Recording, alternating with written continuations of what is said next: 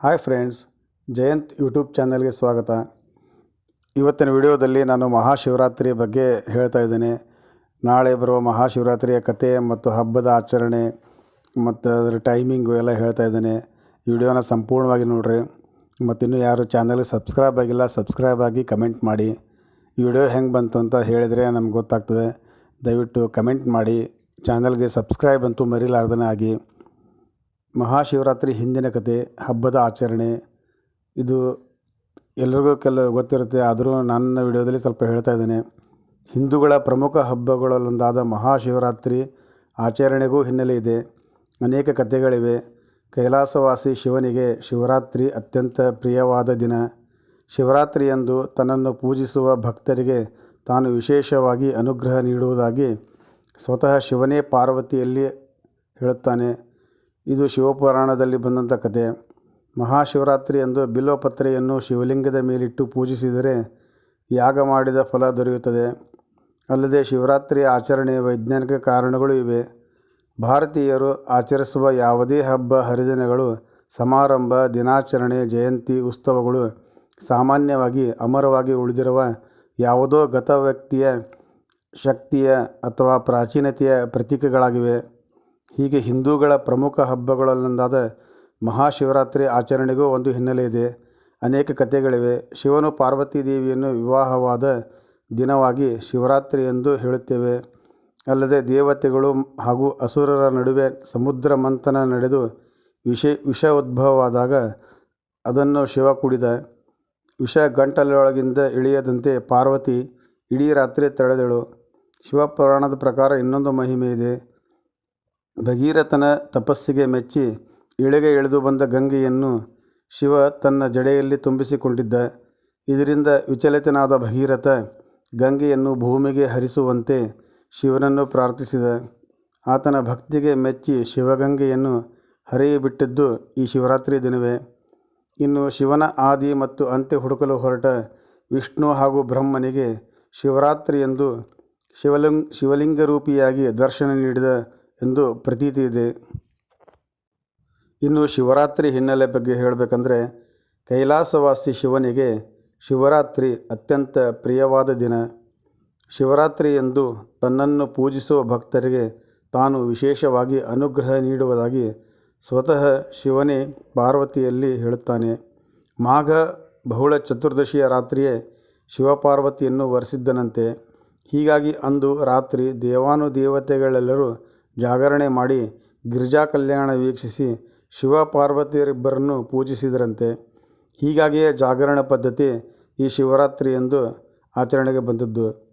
ಪ್ರತಿ ಸಂವತ್ಸರದಲ್ಲಿ ಶಿಶಿರ ಋತುವಿನ ಮಾಘ ಮಾಸದ ಕೃಷ್ಣ ಪಕ್ಷ ಚತುರ್ದಶಿಯಂದು ರಾತ್ರಿ ವೇಳೆಯಲ್ಲಿ ಶಿವ ಪಾರ್ವತಿ ಜೊತೆಯಲ್ಲಿ ಭೂಮಿಯಲ್ಲಿ ಸಂಚರಿಸುತ್ತಾ ಎಲ್ಲ ಸ್ಥಾವರ ಜಂಗಮ ಲಿಂಗಗಳಲ್ಲಿ ಸಂಕ್ರಮಣಗೊಳ್ಳುತ್ತಾನೆ. ಆ ಸಮಯದಲ್ಲಿ ಅಂದರೆ ಶಿವರಾತ್ರಿಯಂದು ರಾತ್ರಿಯ ವೇಳೆಯಲ್ಲಿ ತನ್ನನ್ನು ಯಾರು ಪೂಜಿಸುವರೋ ಅವರ ಪಾಪಗಳು ಪರಿಹಾರವಾಗುತ್ತವೆ ಎಂದು ಶಿವ ಸ್ವತಃ ತಾನೇ ಶಾಸ್ತ್ರೋಕ್ತವಾಗಿ ಹೇಳಿದ್ದಾನೆ. ಶಿವರಾತ್ರಿಯ ಸಮಯ ಪೂಜೆಗೆ ಬಹು ಪ್ರಾಶಸ್ತ್ಯವಾದ ಸಮಯ. ಆ ದಿನ ರಾತ್ರಿಯಲ್ಲಿ ಮೋಡಗಳಿಲ್ಲದ ಶುಭ್ರ ಆಕಾಶ, ಮಂಗಳಕರನಾದ ಶುಭ್ರ ಚಂದ್ರ, ಸ್ಫೂರ್ತಿ ಹುಟ್ಟಿಸುವ ಸಂವೇದನಾಶೀಲ ವಾತಾವರಣವನ್ನು ಕಾಣಬಹುದು. ಈ ಪರ್ವಕಾಲ ಪೂಜೆಗೆ ಪ್ರಶಸ್ತವಾದ ಕಾಲವಾಗಿದ್ದು, ಅಂದು ಈಶ್ವರನ ಆರಾಧನೆ ಮಾಡಿದರೆ ಪಾಪಕರ್ಮಗಳನ್ನು ಕಳೆದುಕೊಳ್ಳುತ್ತೇವೆ. ಇದನ್ನು ಸ್ಕಂದ ಪುರಾಣದಲ್ಲಿ ಹೇಳಿದ್ದಾರೆ.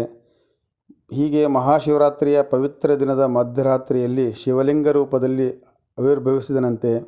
ಹಿಂದೂಗಳಿಗೆ, ಪ್ರಮುಖವಾಗಿ ಶಿವಭಕ್ತರಿಗೆ ಮಹಾಶಿವರಾತ್ರಿ ಉಪವಾಸದ ದಿನವಾದರೂ ಹಬ್ಬದ ಸಡಗರ ಮನೆ ಮಾಡುತ್ತದೆ. ಅಂದು ಪ್ರಾತಃ ಕಾಲದಲ್ಲಿ ಎದ್ದು ಸ್ನಾನ ಮಾಡಿ ಮಡಿ ವಸ್ತ್ರ ತೊಟ್ಟು ಉಪವಾಸವಿದ್ದು ಶಿವ ದೇವಾಲಯಗಳಿಗೆ ತೆರಳಿ ಶಿವಾರ್ಚನೆ ಮಾಡಿ ಮತ್ತು ರಾತ್ರಿ ಇಡೀ ಜಾಗರಣೆ ಮಾಡಿ ಶಿವನ ಪೂಜೆ ಮಾಡಿದರೆ ಎಲ್ಲ ಕಷ್ಟಗಳು ಪರಿಹಾರವಾಗಿ ಸುಖ, ಶಾಂತಿ, ಸಂಪತ್ತು ಲಭಿಸುತ್ತದೆ. ಪಾಪಗಳು ಪರಿಹಾರವಾಗುತ್ತವೆ. ಸಾಮಾನ್ಯವಾಗಿ ಎಲ್ಲ ದೇವಾಲಯಗಳಲ್ಲೂ ಮಹಾಶಿವರಾತ್ರಿ ಗಂಗಾಜಲಾಭಿಷೇಕ, ಪಂಚಾಮೃತ ಅಭಿಷೇಕ ನಡೆಯುತ್ತದೆ. ಗೋರೋಚನ, ವಿಭೂತಿ ಮತ್ತು ರುದ್ರಾಕ್ಷಿ ಮಾಲೆಯಿಂದ ಶಿವಲಿಂಗವನ್ನು ಅಲಂಕರಿಸುತ್ತಾರೆ. ಪುಷ್ಪಗಳಿಂದ ಹಾಗೂ ಬಿಲ್ವಪತ್ರೆಯಿಂದ ವಿಶೇಷ ಅಲಂಕಾರದೊಂದಿಗೆ ಪೂಜಾ ಕೈಂಕರ್ಯಗಳು ನಡೆಯುತ್ತವೆ. ಮಹಾಶಿವರಾತ್ರಿಯಂದು ಬಿಲ್ವ ಪತ್ರೆಯನ್ನು ಶಿವಲಿಂಗದ ಮೇಲಿಟ್ಟು ಪೂಜಿಸಿದರೆ ಯಾಗ ಮಾಡಿದ ಫಲ ದೊರೆಯುತ್ತದೆ. ಶಿವರಾತ್ರಿ ಆಚರಣೆಗೆ ವೈಜ್ಞಾನಿಕ ಕಾರಣವೂ ಇದೆ.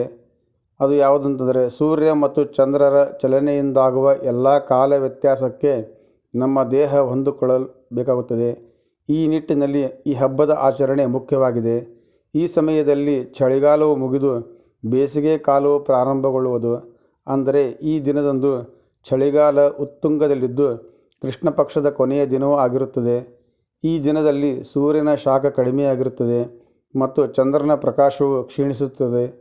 ನಮ್ಮ ಪೂರ್ವಜರು ಇದನ್ನೆಲ್ಲ ಅರಿತೇ ಹಬ್ಬ ಹರಿದಿನಗಳನ್ನು ಆಚರಿಸುತ್ತಿದ್ದರು.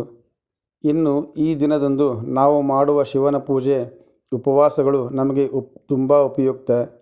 ಅಂದು ಪರಶಿವನಿಗೆ ನೀರಿನ ಅಭಿಷೇಕ ಮತ್ತು ಬಿಲ್ವ ಪತ್ರೆಯ ಪೂಜೆ ಮಾಡುತ್ತೇವೆ. ಬಿಲ್ವ ಪತ್ರೆಯಲ್ಲಿ ಉಸಿರಾಟದ ತೊಂದರೆ ನಿವಾರಿಸುವ ಗುಣವಿದೆ. ಬಿಲ್ವವನ್ನು ಲಿಂಗದ ಮೇಲೆ ಹಾಕುವಾಗ ಅದರ ವಾಸನೆ ನಮ್ಮ ದೇಹದ ಒಳಗೆ ಹೋಗುವುದು. ಶಿವನ ಲಿಂಗವು ಕಲ್ಲಿನದ್ದಾಗಿದ್ದು ಅದರ ಮೇಲೆ ನೀರನ್ನು ಸುರಿಯುವುದರಿಂದ ಬಹಳಷ್ಟು ಶಕ್ತಿ ಹೊರಹೊಮ್ಮುತ್ತದೆ. ಅದೊಂದು ವಿಶಿಷ್ಟ ಕಲ್ಲಿನಿಂದ ಮಾಡಿದ ಶಿವಲಿಂಗವಾಗಿರುತ್ತದೆ. ಜೊತೆಗೆ ಪೂಜಿಸುವ ದೇಗುಲವನ್ನು ವಾಸ್ತುವಿನ ಪ್ರಕಾರ ಕಟ್ಟಿರುತ್ತಾರೆ. ಈ ಕ್ಷೇತ್ರದಲ್ಲಿ ಹೆಚ್ಚಿನ ಗುರುತ್ವಾಕರ್ಷಣವಿದ್ದು ಅದನ್ನು ಶಿವಶಕ್ತಿ ಎಂದು ಕರೆಯುತ್ತಾರೆ. ಇಲ್ಲಿ ಮಂತ್ರಗಳನ್ನು ಪಠಿಸುತ್ತಾ ವಿಶಿಷ್ಟ ಕಲ್ಲಿನಿಂದ ಕೆತ್ತಿರುವ ಲಿಂಗಕ್ಕೆ ನೀರಿನ ಅಭಿಷೇಕ ಮಾಡುವುದರಿಂದ ಸುತ್ತಮುತ್ತಲೆಲ್ಲ ಹೆಚ್ಚಿನ ಶಕ್ತಿ ಬರುವುದೆಂಬ ನಂಬಿಕೆ ಇದೆ. ಇದು ಶಿವರಾತ್ರಿಯ ಒಂದು ಮಹಿಮೆ ಮತ್ತು ಕತೆ.